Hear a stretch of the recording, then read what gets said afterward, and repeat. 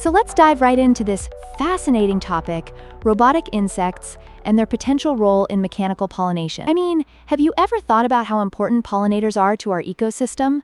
A significant chunk of the world's food supply relies on them. Just picture a world without bees, right?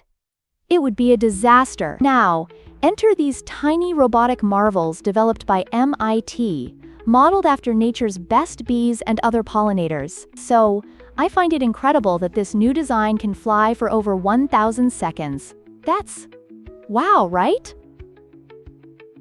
That's actually mind-blowing. Wait, 1,000 seconds? Like, how does that even compare to anything we've seen before? I mean, when I think about robots, I often visualize something bulky, not a bug-sized machine performing aerial flips. It's almost like a mini gymnast. Do you have any examples of other robots that could do such cool things? Absolutely. If you look at traditional drones, which sometimes resemble flying trucks, although they're getting smaller, they still can't match the agility and precision of these micro-robots. These little insect-sized robots are inspired by how bees maneuver through gardens while gathering pollen. And the fact that they've reduced the wings from 8 to 4, that's a game changer. It's like having a sports car instead of a clunky SUV, you know? More lift, better performance? Right. So they're basically like the Formula One of the insect world. How do they maneuver in the air so well exactly? How? I mean, those double aerial flips sound cool, but I can barely do a cartwheel? How are they programmed to do that? Great question. The key here is the advanced transmissions and the artificial muscles they employ. Think of them like the muscles in your own body, using layered materials that generate a lot of force without breaking down. So rather than just flapping around like, let's say, a chicken, they're able to handle high frequencies and have increased power and efficiency. This allows them to perform those acrobatic feats. It's almost like they're dancing in the air. Dancing? I can just imagine these tiny robots having a dance-off. Do you think they could ever replace real pollinators completely? What are we looking at? Future robot bees buzzing around?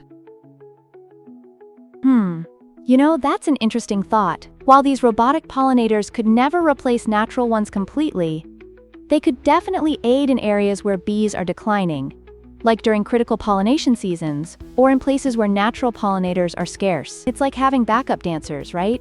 They fill in when the stars need a break. And who knows, I could see a world where humans might depend on these little gadgets for agriculture. Backup dancers. I love that analogy. But talking about agriculture, it makes me wonder, what's next for these robotic bugs? Like, can they really go beyond 10,000 seconds in flight? What else are researchers planning?